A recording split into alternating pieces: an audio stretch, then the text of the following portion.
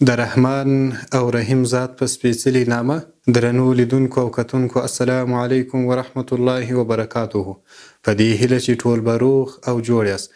زه امیر خان احمد زبیر د عوایدو لوی رصد د ویبسایټ کارپو غواړم نن د هوټلونو، مېلمستونونو، رسټورانټونو د انتفاعي مالیې د نورم په اړه تاسو معلومات وړاندې کړم. انتفاعي مالیه عبارت له هغې مالیې څخه ده چې په هر روبه کې د اشخاصو د ناخالصو عوایدو یعنی د فروشاتو له مجموعې څخه د هر ډول کسراتو له وضع کولو مخکي اخیستل کیږي او د کال په پای کې پر عایداتو باندې د مالیاتو په اظهارپاڼه کې د لګښتونو په حیث مجرايي ورکول کیږي. هغه هوټلونه چې لوړ خدمات وړاندې کوي له هغوی څخه په هر روبه کې د هغوی د ناخالصو عوایدو یعنی د فروشاتو له مجموعې څخه 10 سلنه ربعه انتفاعي مالیه اخیستل کیږي. همدارنګه د ودونو له هوټلونو یعنی تالارونو څخه هم په هر روبه کې د ناخالصو عوایدو له مجموعې څخه 15 سلنه مالیه اخیستل کیږي. خو هغه عادي هوټلونه، مېلمستونونه، رسټورانټونه او اشخاصو چې په یوه روبه کې له 2,50,000 افغانۍ څخه زیات عواید ولري نو له هغوی څخه په هر روبه کې 15 سلنه ربعه انتفاعي مالیه اخیستل کېدله.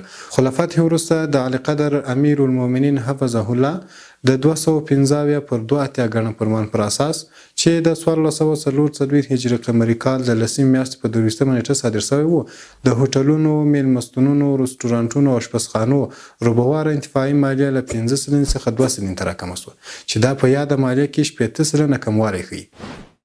که فرض کړو یو عادي هوټل یا مېلمستون په یوه روبه کې 9 لکه افغانۍ عواید ولري د مالیې اندازه یې د پخواني نورم له مخې چې د نورم اندازه یې 15 سلنه وه 9 لکه افغانۍ ضرب د 15 سلنه مساوي کیږي له 45,000 افغانۍ سره ده.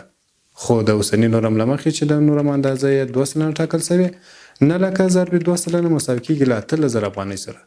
که غواړئ د مالیاتو په اړه نورې معلوماتي ویډیوګانې هم وګورئ نو د عوایدو لوی رصد ټولنیزې پاڼې د سره تعقیب کړئ.